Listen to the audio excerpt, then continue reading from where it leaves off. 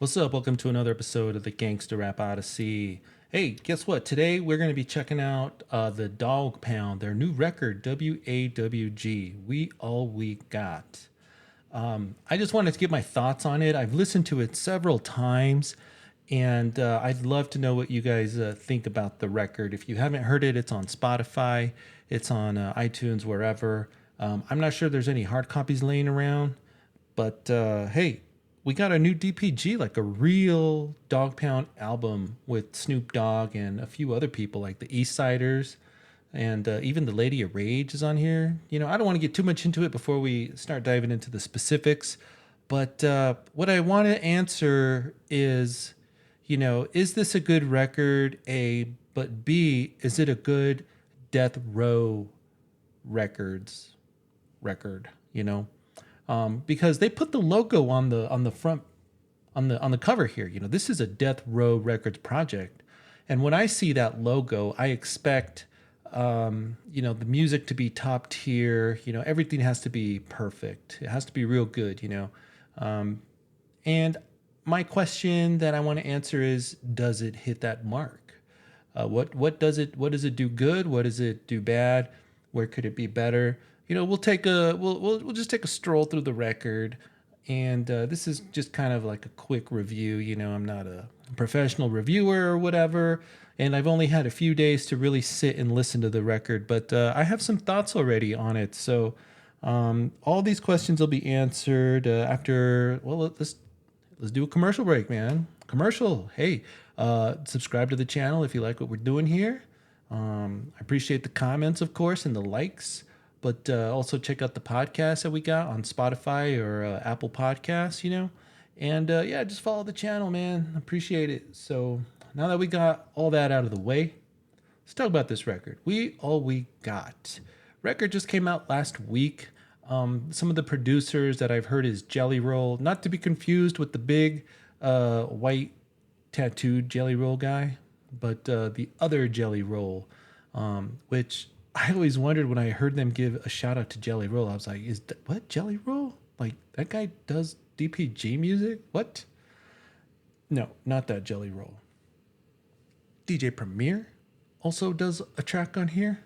And I'm not sure if Daz has his fingerprints on other tracks, but there's one track on here that I really think Daz probably helped author. And I don't know if he produced it, but I wouldn't be surprised. So, let's just start off with let's talk about the music here. We have the intro, and normally I don't really talk about intros too much, but the intro on this record was just pretty good, man. It was so good. Like, you're never going to skip this intro. You're going to just, let it run its course.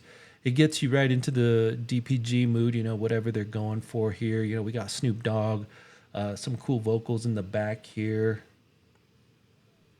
So it's a laid back, smooth introduction. It's just Snoop Dogg and some lady doing vocals, It's alright, It's funky. You won't be skipping it, so I'm glad.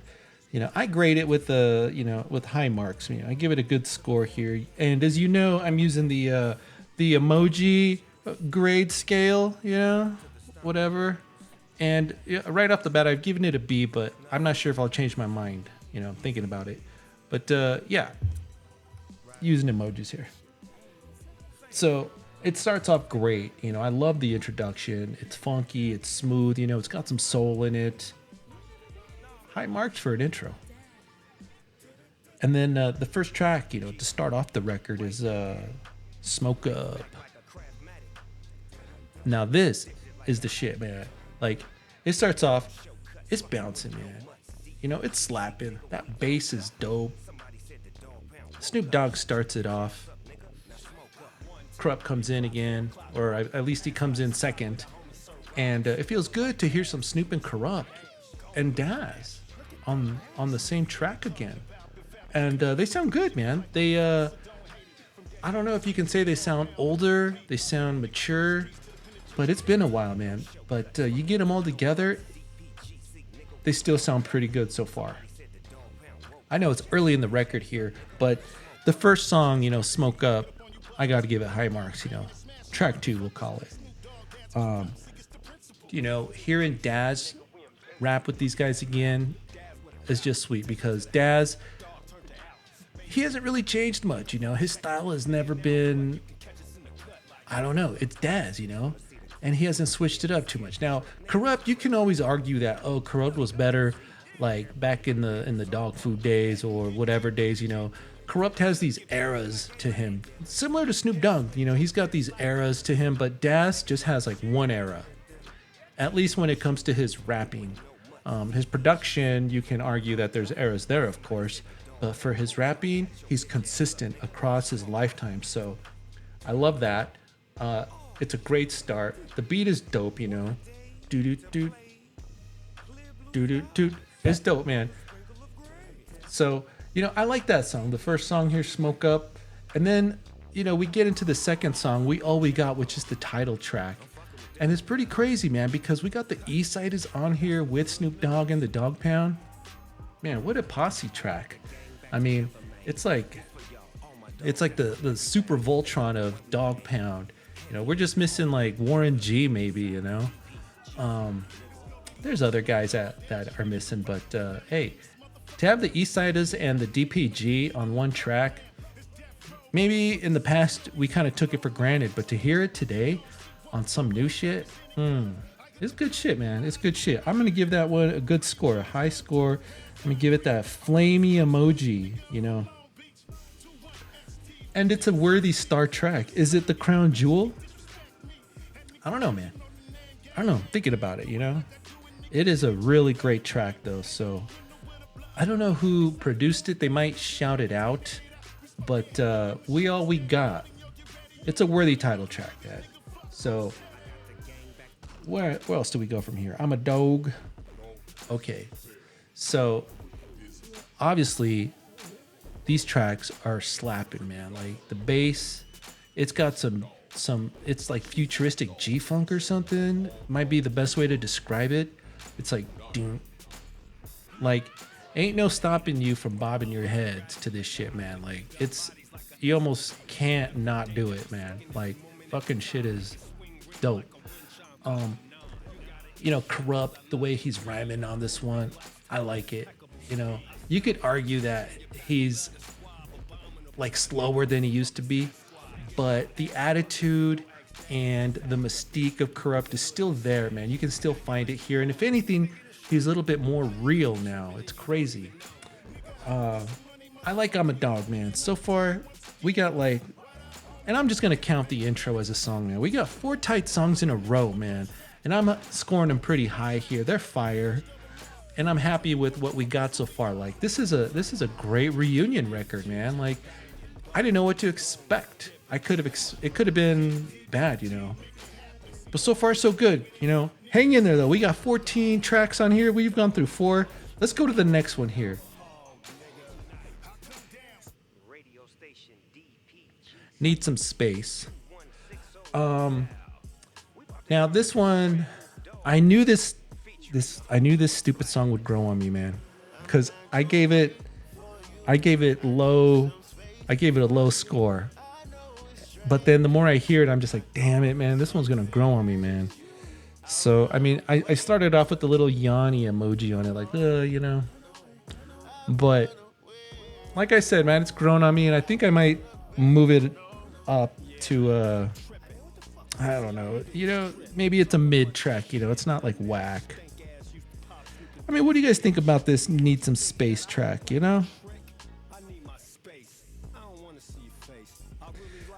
Like, if I just say that it's mid, it's like I could go with it or without it, but I think that's how I feel about it. I could do with it or without it. It's one of those songs where you could skip it, but sometimes you're in the mood to not skip it, It might be like that, It's kind of catchy. It's a slow track, the tempo is pretty slow. These guys sound good though, man. They sound good. The hook on here does tell you that this is an R&B track, So there's going to be, a time and a season and a reason to let it bump. Worthy to keep it on your playlist? Maybe so. You might just listen to this album straight through. No playlist cherry picking needed for you. I don't know. So, I don't know who produced this song. I don't have the list of credits yet. But it also features somebody named Is that Bixit? Bixt? Blixt? I don't know how to pronounce these names, man. It's too new school for me. Blixt. That must be Blixt on the Hook on this record. You know, it's just kind of in the middle for me, you know. I could go either way with it, so, you know, we'll move on to the next track here. We finally get into what was the single. My favorite color is blue. It's just called Favorite Color Blue. This track is banging, man. I missed the single. I didn't know this was a single. If I did, oh man, I would have loved it, but I would have probably played it out, man. The hook is dope. I think this is Jelly Roll on the beat here, and it's a masterpiece, man. This is worthy to be a fucking video. It's worthy to be the single, whatever, man. Like, this should put Dogg Pound on the map again, man. I mean, you could call it a party song if you want. You know, it is gang related, so whatever that means these days, I don't know what kind of effect that type of shit has on radio play or just wherever it's played. But fuck, man, Favorite Color Blue. This is a tight song, man. So far, this is gonna be the highest ranked song on the record. You know, I'm giving it 3 flames, man. Fire, it's fire. I don't know who the female is on the hook, or they just sampled it from somewhere, but it sounds great. The bass line, the way that Corrupt is rapping on here, damn. I mean, he's not blowing my mind with like flipping verbs and whatever, but oh, he's still got the it factor. And I think they all came correct on this track here. This is gonna be my favorite track so far. Favorite Color Blue, you know. So, you know, we'll move on to the next track here, talk about Inside of Her. Okay, Inside of Her. This is another R&B song. You know, it's funny because Snoop Dogg, he can get away with this type of shit on his records. I mean, these days, it seems like Snoop Dogg can rap on anything and nobody thinks twice. But I wasn't feeling this one. You know, we had Butch Cassidy on here. Didn't really do nothing for me. But shit. It's going to be one of those tracks that might grow on you, you know? Because I got to admit, the hook is kind of catchy. It's kind of catchy. Wanna be inside of her, you know? And you might just let it play out because it's kind of catchy. Like I said, man, a reason for a season for every track. Not every track, but this is going to be one of those R&B tracks, those slow ones.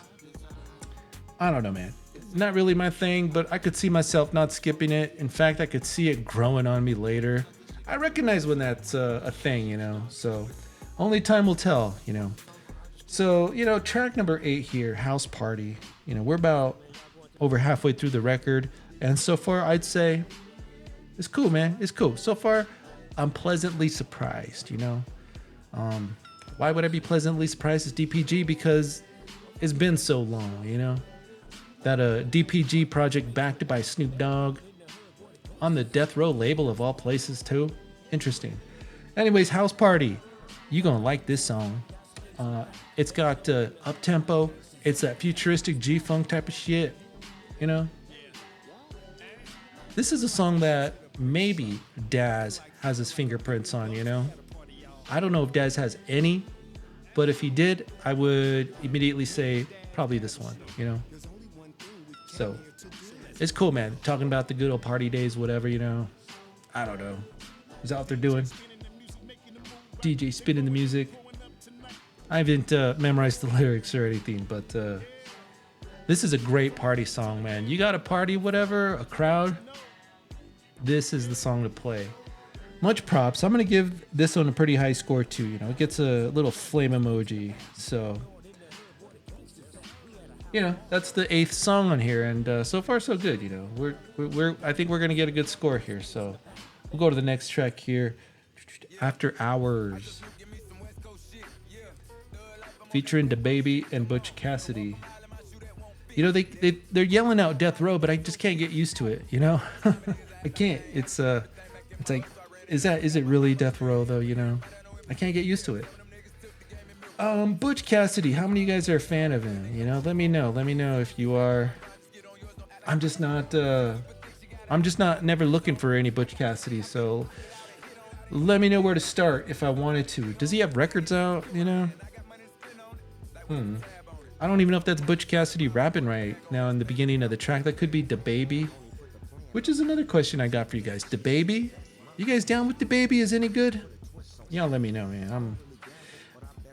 I need some school in there. I didn't really think the track was that interesting. You know, it's kind of a generic G-funk soul type of track. You know, I'm skipping it every time. Tell you the truth. I mean, I gave it a mid type of feel. Like I could go either way with it, but listening to it again today, I think it's going into the forever pits of skip. So, but hey, the next track we got is so fucking fire. LA Kind of Love. Y'all know those tracks that Daz does, like In California. And then he has other upbeat tracks on that Lil Easy collaboration. And you know, Daz just loves doing these upbeat tracks. He does it on here. He's awesome on here. I don't know if this is a Daz beat, but it's one of those beats where I would be like, yeah, that's probably a Daz beat. But man, the way that they're rapping on here, it feels good to hear them on some upbeat shit, man. Especially Corrupt, you know? It's nice. So this is gonna be a fire ass fucking song, you know? I mean, I gave a lot of these tracks fire, but this one gets like triple fire, you know? It's like boom. They hit it out of the park. I don't know who's on the hook, but I love the hook, man. The singing on there, phenomenal. You know, it goes great. That's where I get the California or in California type of vibe. You know, that good old death row type of shit. And then you know, Daz is in there too, doing his thing on the hook. But man, it's impossible not to move to this one, man. It's a good summer beat, just in time for June, July. You know, you gotta be bumping this one. LA Kind of Love. You know, spread that shit in your states. LA Kind of Love. I give it a top-notch score, man. Is it gonna be the crown jewel? Maybe, man. It might be my favorite song. It's gonna be a toss-up, man. LA Kind of Love and Favorite Color Blue, badass song. So you can't lose with this one, man. Let's go on to the next track here. What do we got? Grown Up. Now this track right here is on some real shit, man. These guys ain't rapping like they're 19 anymore. And Grown Up's got some powerful lyrics in it. I think you'll like it, especially if you grew up. And I mean that, like, you were bumping DPG back when DPG first came out, and you're watching this video, guess what, man? You're grown up. You know, it's one of these tracks that are just like, that hit you right here, you know, that it's just real shit, man. They come through, not talking about gang banging so much and, you know, just shoot 'em up shit. But just real life shit, you know? Talking about being grown up. You know, skipping the drama and all that type of shit. It's a laid back track. I love the track, man. I like the hook. I like the beat. The theme that we're getting on this record so far has been a lot of, you almost want to call it, like I said, that futuristic G-funk. It's no different here. So I don't know who's producing on here. It might be Jelly Roll again, you know? But Grown Up is a nice track. You know, you'll be surprised here at how these guys matured. But it's a good. I mean, if this is the last Dogg Pound record we ever get, this is one of these send-off tracks. You know, like you got everything from these guys, man. You learned how to drink, you learned how to fuck, you know, and now you're learning how to grow up. Learn it from your big homie Daz and Corrupt. It's good shit, man. Put it in the vault, put it on your playlist. Check out this song, okay? Grown Up. I like it, man. I'm gonna give it high marks here. So let's go on to the next track here. Always on My Mind. No, it's The Weeknd. The Weeknd. Okay. I gave this one a low score. I wasn't feeling it. I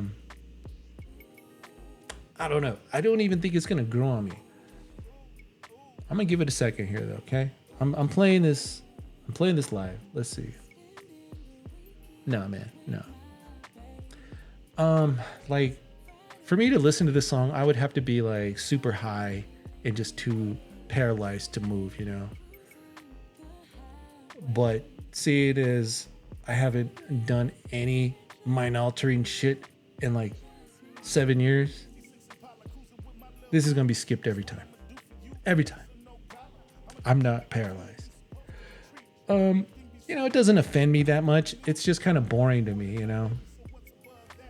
I might let it play out every now and then. Who knows? What do you guys think about the track, The Weekend?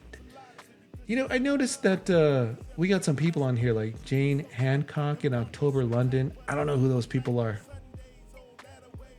I don't know who they are. You know, The Weekend. I don't know, man. It's not for me. I'm going to skip it, but I'm going to move on, man. I'm going to move on to greater things here. Always on my mind. Butch Cassidy's back with the Dogg Pound and Snoop Dogg. Okay. So, we got a cool piano. Dun, dun, dun, dun. You know, Snoop on the intro. I wasn't feeling it though, still, you know. I mean, it's kind of cool, but